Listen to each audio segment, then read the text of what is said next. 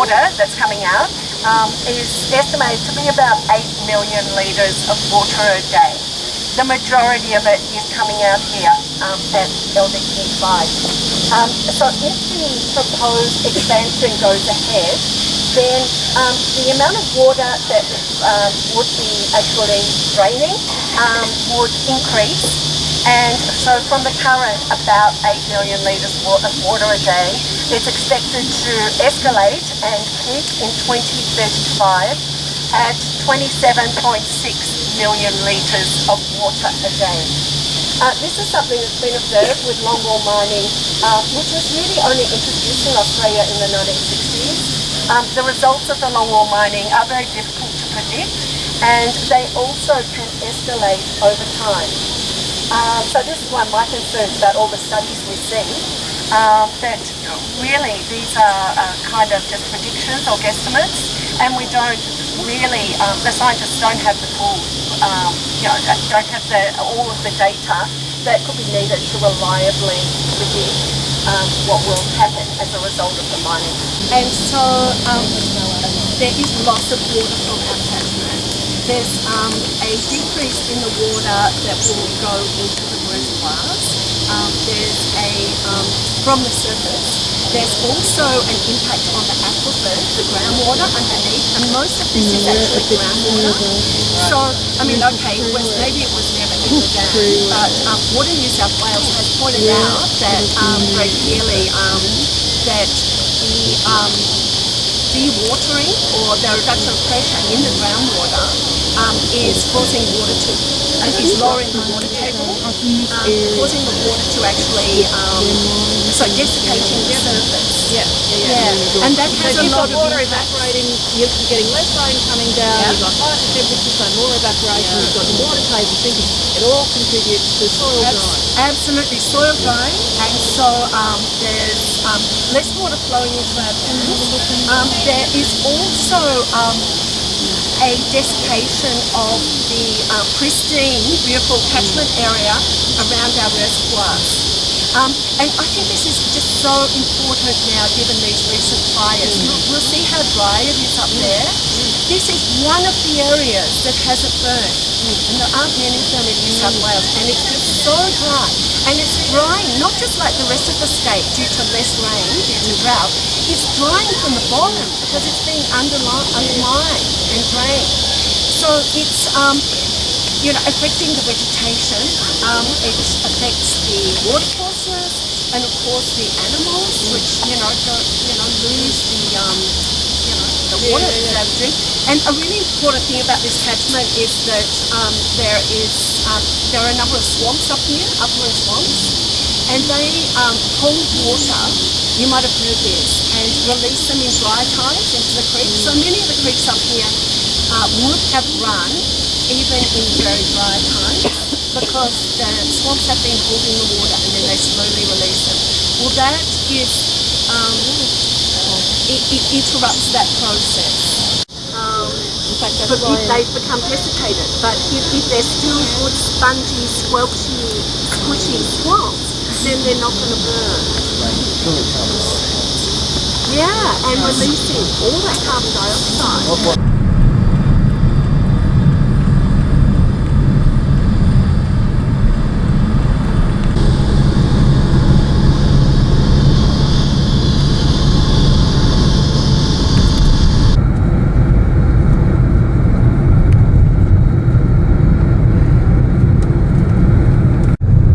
About this, it's quite a nice drive.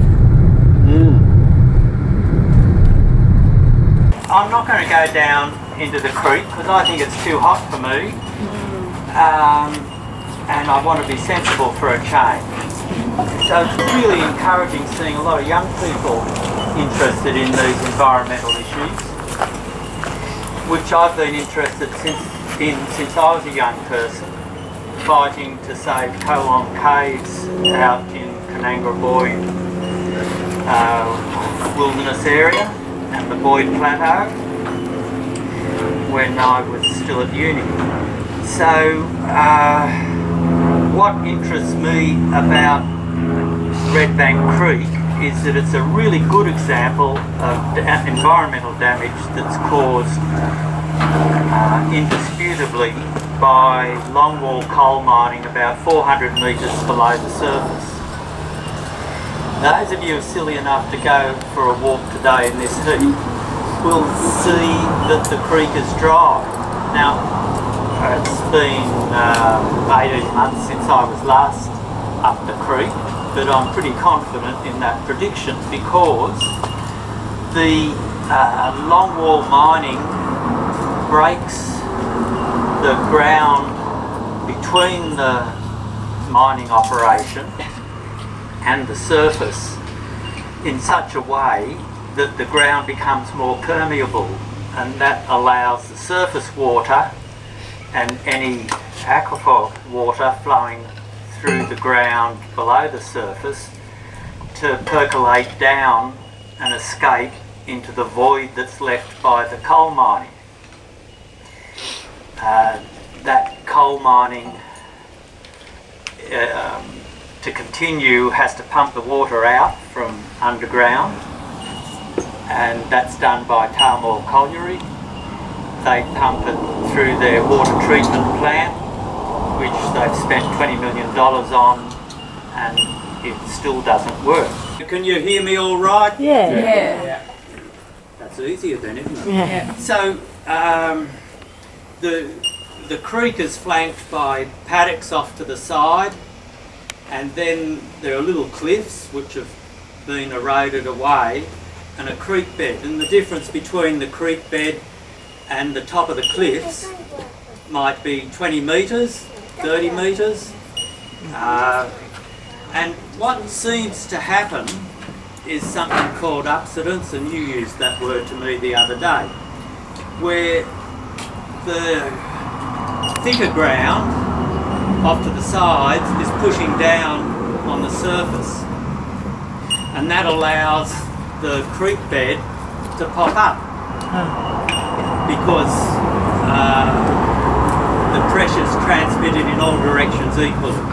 So once you have less 20 metres less rock on each side, some of that pressure enables the rock underneath to pop up.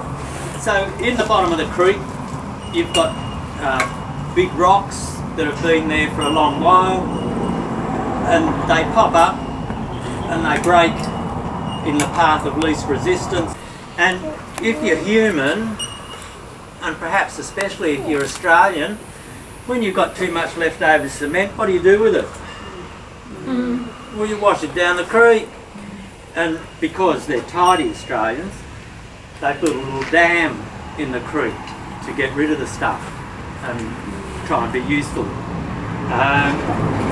The illustration that is caused, that it's been damaged by longwall mining, is that the dam is cracked.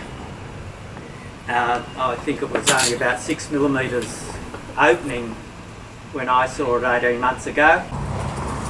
So in this particular case, the colliery's admitted liability, and the mining regulator has said you've got to remediate Redbank Creek and Myrtle Creek, which is a creek before Redbank Creek that was fractured. Now, I would really like your opinion as a test for my sanity as to whether you think Redbank Creek can be remediated.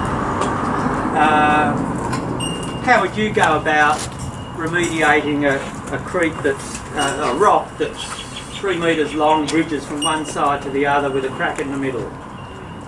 Would you paint it green or more gas? More of that waste concrete will get down. Yeah, well, I just don't think waste concrete's the look. Yeah. I think we all are. We've got the person who's... That's amazing.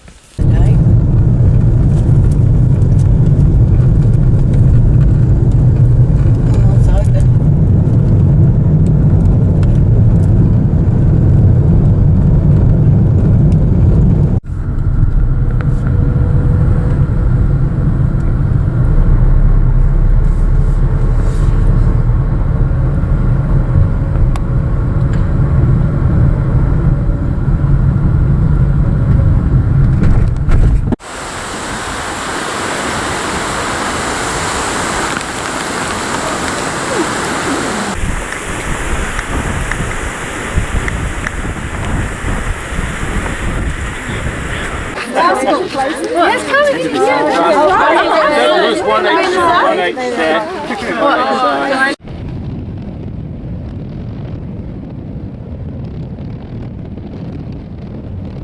Stop mining our water catchment!